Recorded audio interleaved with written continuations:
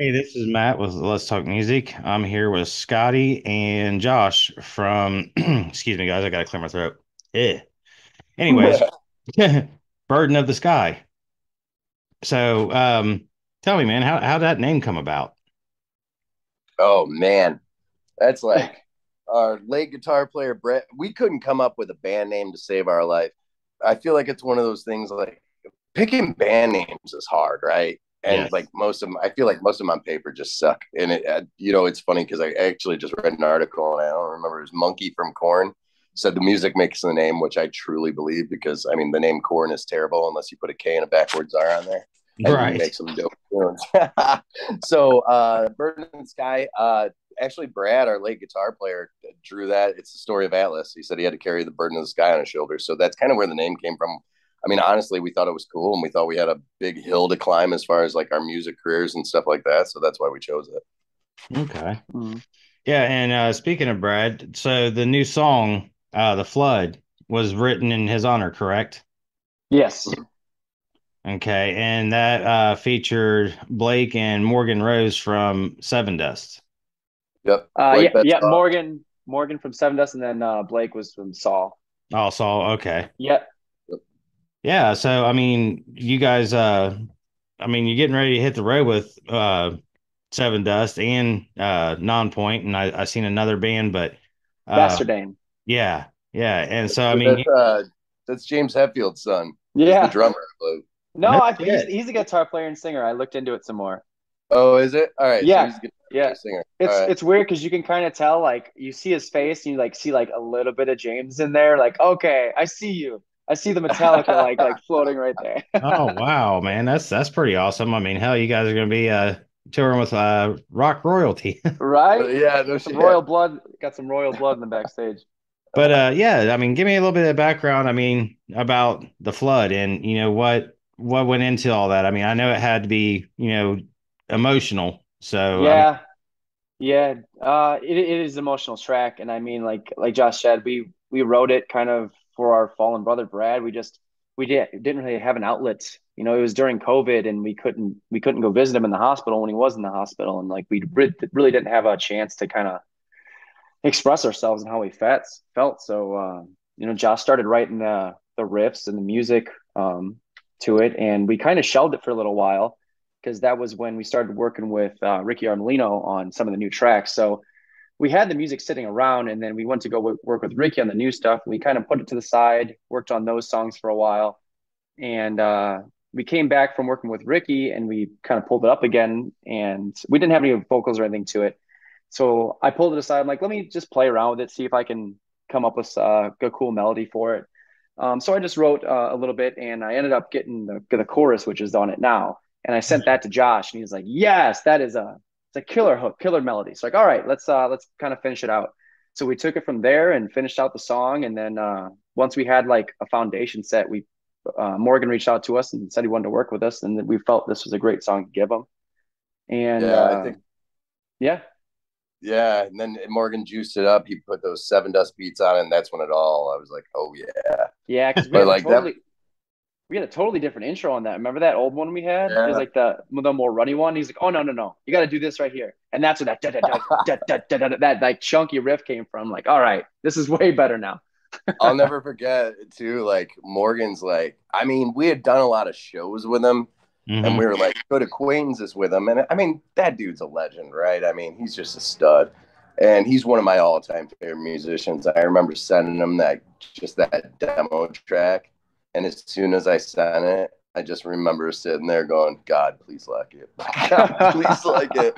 And then he just sent back. He just wrote like "Hell yes," and I was like, "Thank God, thank Yeah, God." You know what I mean? It's like, he's like one of my Michael Jordans in music, so I was pretty nervous about it, but it was cool that yeah, he loved it. And then, I mean, it's blown up as much as it is, so it's cool. Yeah, I mean, it has. It's I mean, I'm looking at the press release and everything. I mean, so far you got what 5.4 thousand views in 8 days on the actual video, and the lyric video got 2.5 in a month. So I yeah. mean, Yeah. And it's starting to the other channels, and our channel isn't even the big one because we never really pushed YouTube that hard. Honestly, we kind of suck at it, or we have sucked at it. But like we have other channels that are running it. They got way more views now, and I don't know. The rumor has it like apparently it's going to probably drive through some of some through the radio. So we're hoping. I don't know. We'll see. Hopefully this tour will help that. But like Scott said, we're on a whole nother album we did with Ricky Armelino from Ice Nine Kills. So we'll start releasing that stuff shortly here too. So hopefully things start sparking. Yeah, it's been nice. So we've been sitting for a while. I mean, we've been writing ever since COVID hit, and then we got hooked up with Ricky and just went all in on these songs. And we've been sitting on them now for almost, I don't know what, like 8 months. That sound about right, Josh? Yeah. I think And so. we're finally getting to the point where like we can start getting them out and start playing them live, which is what I'm super excited for. Just these songs are there's such a progress in our writing altogether, and I'm so excited to play these songs live and just they're so much more fun. We don't even want to play our old stuff. I know. I was like, get it all off. We're done with all of it, all the new stuff. Yeah, I was looking at your tour schedule. Unfortunately, you guys aren't nowhere close to me. I mean, actually, the closest you're going to be is PA, and hell, at that time, I'm going to be out of the country. So, no. Yeah, we hop right over you, and then we hop right back over you again. Yeah, it's like that east to northeast, then to the Midwest, and then east down to the southeast. Right. So, I mean, obviously, you guys are pretty close with Sevendust. I mean, you said you've done a lot of work with them or touring with them before, and then you got them to contribute to your song and stuff. I mean, what's the relationship like with them guys? I would say, I mean, we've done like two legs, right, and then festivals. I think so. Legs like maybe like like 5 dates here, 3 dates there. I would say Morgan by far. We've spent a lot of time in the studio with him, so Morgan by far we're the closest with. Vinny's a great dude. I mean, they're all amazing dudes, but probably Morgan and Vinny we probably are closer to than anybody, but definitely Morgan. But I mean, those guys. What's nuts about them is I think two things is like one, for as long as I mean, they've been doing it like 25 years, and they're still so genuine. You know what I mean? There's so many bands that have opened up for them, and you run into some bands now and then that are just kind of whatever, go away, like they don't care. They won't talk to you. They're not too many, but that right, especially with the bands that have been around a while. Them so welcoming. Also, like one of the things that like we try to do that they do is they're so good with their fans. They go out of their way to meet people and talk to people and stuff like that. Still after all that time, which is pretty amazing. They're just good, dude. Yeah, I mean that's I've touched on that a lot with people that I think that is one of the best characteristics of a band is the ones that come out and meet with their fans. I mean, I understand life happens. Sometimes you play sick, but you put on your best show you can, and then you want to just go and crash. Or you have to have a busy schedule and have to get off to the next place. But I believe wholeheartedly that a relationship between the fans and the musicians is key, because it just, I mean, if you don't have the fans, they're watching the shows, then you're out of a job. Now, I'm not saying that, everybody has to be, super pleasant, but I mean, a lot of the guys that I've met recently have been really cool. Just hung out with Saliva not too long ago, did an interview with them. Adrian Patrick from Otherwise, band out of Minnesota called Ninth Planet Out. Just all cool ass people, man. And I mean, they didn't have the egos, they didn't have the big heads. They just were there to rock and have a good time, and I mean that's what happened. Yeah. So I think in the community overall, I've noticed, just like Josh said, the vast majority of people are so just kind. And like the first thing you always hear, at least I have always heard, like when people ask like, oh, what's it take to be a good musician, or what's it take to like get further in my music career? And it's always the number one thing I hear, and the number one thing I say is just be a good hang. Like just be fun to be around. Like don't be negative, and don't like hide away in a corner and just like be by yourself. Like just be out there, be yourself, and have a good time, and people are going to like you. And that's how we got connected with the people that we got connected to. We played shows, we got on one show here, and we networked, we talked to the band and became friends with them. And that's really all we've been doing, just networking and being fun to be around, at least trying to be. Right. Yeah, I don't think the ego part of it is such a big thing anymore. I know like um I read something that one time it said something about, be careful what you wish for when it comes to meeting your like favorite star or your favorite musician because, you may not like what you see. Mm. And, I've heard that with, certain guys. I'm not gonna name a whole lot of names, but we'll just say Dave Mustaine is one of them. Um, you know, Really? oh, I I heard he is not pleasant at all. We ran into Dave Mustaine at Blue Ridge last year. Blue Ridge. We ended up parking in the wrong spot, and somehow they told us to go one way, and we ended up getting wedged in between Asking Alexandria and Dave Mustaine's tour bus. And like I walked outside, and Dave Mustaine was just chilling in a lawn chair, just like stared up at the sky. I was like, "What's up, Dave?" He's like, "Hey, man, how's it going?" I was like, "Appreciate your work." Like, thanks, buddy. That was some spot though. We screwed that whole party. I think that was like I Prevail or somebody's spot we took. I don't. They told us to go there, and they said don't move. So we're like, all right, we're good. We're good. It was funny because they got these like huge tour buses, and we had our little mini tour bus that we had. It's like a beat up school bus kind of, and we're just kind of like snuggled in between there. It's like an airport shuttle. We got like a shuttle. Yeah. So, what's like what for you guys? I mean, who are your influences? I mean, where I don't want to get into like, the cliche part of it. Like what really inspired you guys as kids to get into music and do what you're doing? Oh man, I'll go with Scott. All right. I'll start it. Obviously, you want to go? Go. Yeah, I'll start. That's cool. So mine was I wanted to figure out how to get girls, and my friend had a guitar and he could play guitar. I was like, oh, that's probably why he gets girls. So I started playing guitar, and like I still didn't get any girls. I just got really good at guitar. So I was like, well, this ain't too bad either. And then I just wanted to start writing, and I ended up just forming my own band and start writing. And then Josh came in. I met Josh when I was like, gosh, 22. I think like we were for Pop Evil. I think they were just getting going. Yeah, we were kind of from the same area. I just wanted to be in bands and play music and write music, but like artist wise, I grew up listening to I loved like Van Halen and Metallica when I first started playing guitar, and then as I got older, I got like more in like I was like a big emo like rock kid. Like I loved My Chemical Romance and like Breaking Benjamin and all the kind of modern rock stuff there. Right. I've always been a huge Coheed and Cambria fan. They're one of my favorite bands. And then like more currently, I've been listening to a lot of like Bad Omens, Spirit Box, Sleep Token. I freaking love. I know Josh always gives me crap because he doesn't like as much, but I'm obsessed with Sleep Token. I love that band. Oh, they're great. I just the guy, his voice, I just can't get on his. He's a great singer. Don't you dare. I was the opposite. I'm the so like ever since I was little. What's funny is like my mom just blew music in my ears since the time I was like a baby. But like I used to walk around. She told me when I was like 3 years old, or 4 years old, there was an In Excess video, and the guy had a rat on his shoulder. So I used to. I used to walk around. I guess I used to walk around the house with a little plastic guitar. I hit the button and go doodle-doo. Yeah. And I'd have my hamster, whose name was Teddy Roxman. This is so stupid. But I was with a hamster on my shoulder playing like the dude from In Excess. But I think so like I've done it ever since I was little. It's like I've wanted to do music.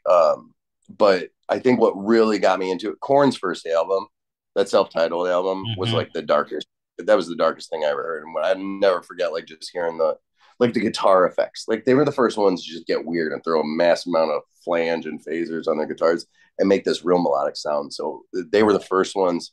That was followed by like Seven Dust. I think the biggest underground band I was a fan of was Nothing Face, like Tom Maxwell. Hell yeah, his first band with Matt Holt and Bill Gull and all those guys. I was a huge Nothing Face fan, and then it just from there it just blew up, and I pretty much listened to everything that was metal and jazz. I got a weird thing with jazz. So that's funny. You're so influenced by Korn because like Korn was one of the first bands I saw live, and like I played around with music, but like I'd never really been to an actual show. But when I went to Korn, and I think it was the Project Revolution tour or something like that. It was in Tinley Park, and Korn was playing. I just remember like I was almost like 15 or something like that. I remember just like looking around and just seeing these waves of people, like all these different kinds of people from all walks of life, just going nuts. And I was like looking, I was like, well, this is what I want to do. Like this looks amazing. And like after that, it was just like the bug hit me, and like it was it. I just like I want to form bands, I want to play in bands, I want to write music. That's all I want to do, and that's all Yeah, I'm doing today. I remember the first time that I seen Corn was actually at, I don't know, I'm sure you guys have heard of it. It was where Dimebag Darrell was killed, the Alrosa Villa. Oh yeah, yep. Yeah, that place holds maybe a couple hundred people at best. It's small. Yeah, and I seen them there with who was it? Hatebreed and I can't remember the other band, but I mean, Dude, that's a place to see them. Something that's small and intimate. That's awesome. yeah, it was a great show, man. I've seen Korn several times. Freaking have always been a fan of theirs. I think their creativity is just off the charts. Contrary to what the David, the ex drummer, says. He thinks everything sounds the same, but bitterness can go either way. But Yeah. um, I mean, actually, shit, my first concert was Poison and Warrant. So that kind of shows you my age. I was Poison was on Open Up and Say Ah, and no, they were on the one after that. Anyways, and Warrant was on Cherry Pie. I mean, it was right when like Janie Lane and Bobby Brown got together because it was like her birthday. She come out and he smashed a cherry pie in her face, and yeah, it was That's awesome. it was a great show. But yeah, I mean, I think I was 13, 14. And then like my first metal show was Metallica on the Black Album. Oh my Oh, that's gosh. Yeah, I can't imagine being like that young and that Black Album dropping and being in the show. I'd have lost my mind as a kid. yeah, I went with a friend and his brother's band and stuff. We went up there and stayed the night in a hotel. Uh, you know, smoked so much fucking weed, dude. I mean, I was baked out of my mind. And yeah, they rolled me this big old fat joint to take into the concert with me. I remember I was so paranoid. I'm like, what if they, catch it? Because it was in my cigarettes. I think I was like 16 at that time. And yeah, man, it was one of the greatest experiences ever, dude. I mean, that concert was, I wasn't a huge fan of the Black Album. A lot of people say that that's, one of their best albums, their breakout album, whatever. I'm more of Ride Lightning, Yeah. Master of Ride Lightning's Puppet. my favorite. Yep. Master Yeah. Puppet's great too. I love the Black Album, but like those I'm for and Kill 'Em All even has some just amazing riffs on it. Mm-hmm. funny. My favorite albums were like Load and Reload. Yeah, No. yeah, absolutely. Load is my favorite album by them.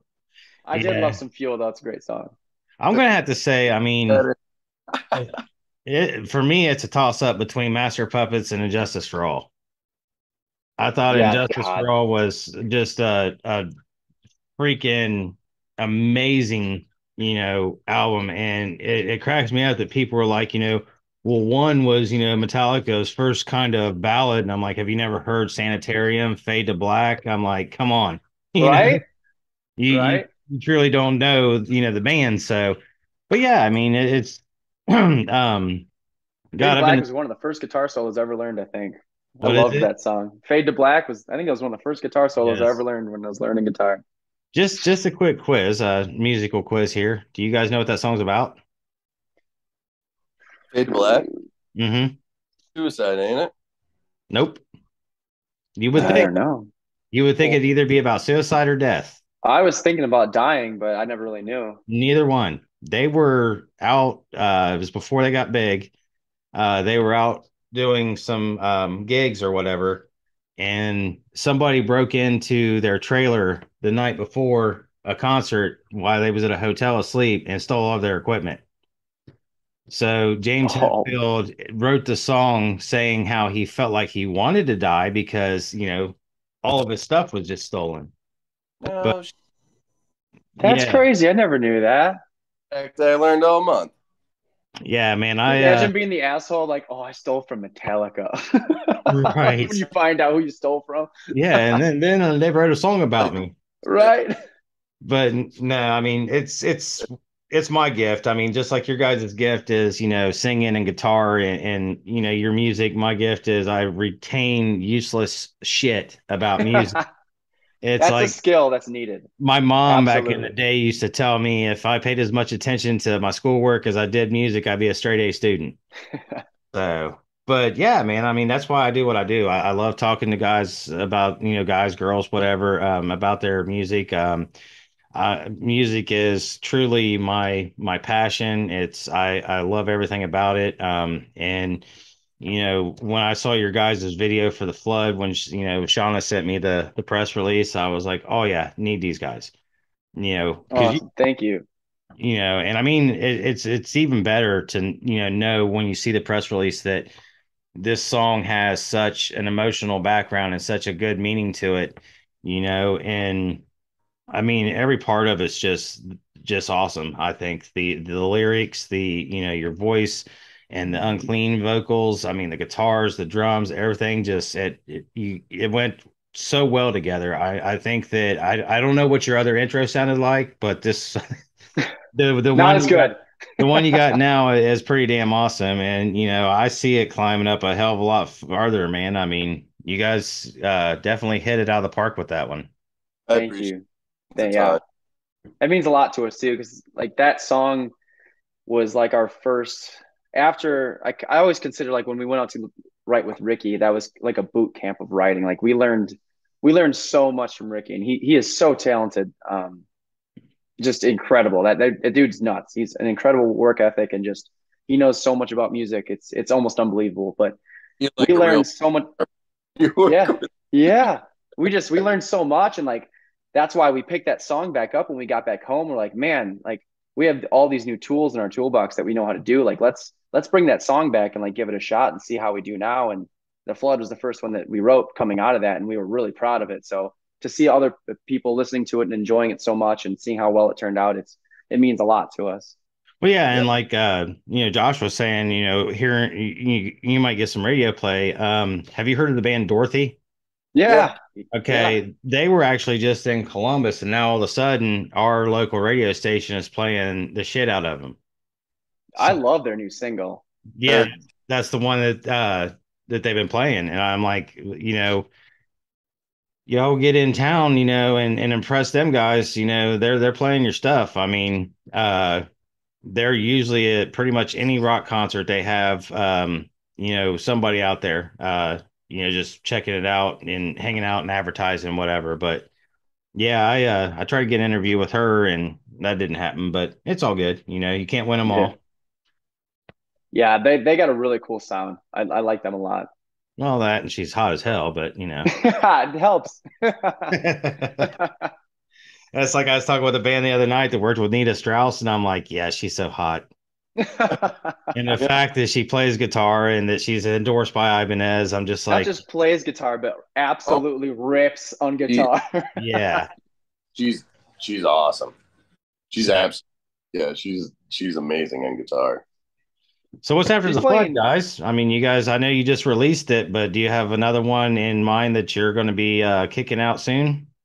Yeah, we're working on right now, getting everything ready to for our next EP that we're releasing. We're getting all the marketing stuff together and the songs, but the plan is right now we have three EPs that we're going to release that will eventually kind of form into one album. Hmm. It'll, so we're getting ready for the first one to release probably right around when we leave for the tour with Seven Dust to push that. So we'll be dropping some new songs here over the next month or so, off of for the songs that we worked with Ricky on. Mhm. Nice. So are you guys independent or are you under a label? Independent. Uh, yeah. Well, I guess we're working with Imagine on distribution, which Mm-hmm. Morgan's tied. So we're working with Imagine on distribution now. But yeah, no true record label, I guess you could say, if that makes Mm-hmm. sense. Yeah. Yeah, So we do almost everything on our own. Yeah, that's Imagine. Is that what that's quite a few of Shauna's clients are with them. yep, yep, Mm-hmm. yep. That's who Uh she deals with. So we just signed on with them. So it looks like I don't we haven't not all the details are worked out, but it looks like we're gonna push the through three EPs, which build up into this album through them, is I think is the plan right now. So We're gonna do that, and we'll stagger that release over the next 12 months, and then all three of those will create the full extended length album, I guess is how you would say it. Mhm. Yeah. Yeah. So I'm actually tomorrow I gotta go have a stent put in my heart. So Oh, I'm Holy like cow. I'm like, man, I wonder if they'll let me record it. So if they do, I'm gonna hit you guys up because I want some really cool background music while Yes. I'm showing it. I'll do it. I love I'll it. do it. I mean, whatever it Well, takes to good get luck views with and that, man. subscribers, I guess. There's some sick, twisted motherfuckers out there. And I'm telling you what, I just was telling my wife, I said, I'll be holding the phone, you'll see her dropping here, and I'd have millions of views. You know, They don't even have to open up your chest for that now. They just go right up through your leg. actually, they're going to go through my wrist. They go through your wrist? No kidding. My mom, What? they had to go. They just went right up through her leg. I know. Yeah, So through your wrist. if they can't get it through your wrist, they go through your leg. But the wrist is it's easier because it doesn't take as long to stop the bleeding where they opened up the artery. I was reading about it today. With the leg, they got to try to cauterize it or whatever, and the healing time is much more. So, you know, Listen, my nerves are starting to get to me a little bit about it, but it is what it is. I'd rather have that than a heart attack or whatever.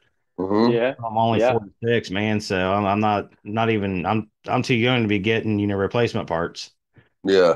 I call it preventive maintenance. So, Yeah. Oh, I agree. but yeah, man, if they let me record that shit, I'm gonna have to post that, and I'm like, okay, this isn't real music related, but I got some music in the background that you could jam to while you're watching this. I love it. So, all right, guys. Well, I really do appreciate your time. I appreciate your insight on everything, and being here with me. And man, I wish you guys were coming to Ohio because I would love to see you. I checked out a couple of your older songs too, and I mean, hell, that was like 5 years ago, but even still, I mean, you guys jam, and Thank you, man. Thank you. I think that Seven Dust and Nonpoint and the other band, I forget what you said their name was. Bastardane. Bastardane. See, Yeah. I didn't want to mess it up because I Hard was one. like, Hard hi. one to remember. It's a little twist. It's a little tongue twister. Yeah, yeah. So I mean, you guys got a good lineup there, man. And I'm sure that you'll have a hell of a turnout. And my condolences to your lost brother. You know, Thank you. I at least something good did come out of it. It inspired you guys to write this amazing song. Yeah, man. No, We made a promise to ourselves, after everything happened, just that we were going to keep this going and take it as far as we could for him. So it gives us kind of a central focus to all of us to kind of focus on and keep us on the same path and the same goal. Yeah, well, it's awesome, man. I mean, definitely did it justice. Thank you so much. That means a lot. All right, guys. Well, I'm gonna pop off of here, and like I said, you might be hearing from me like Saturday or Sunday if this dude lets me cool. record it. Awesome. Get permission for that background music. Hell yeah. Have a good evening, guys. Thank you so much for having us. All Appreciate right. it. Bye.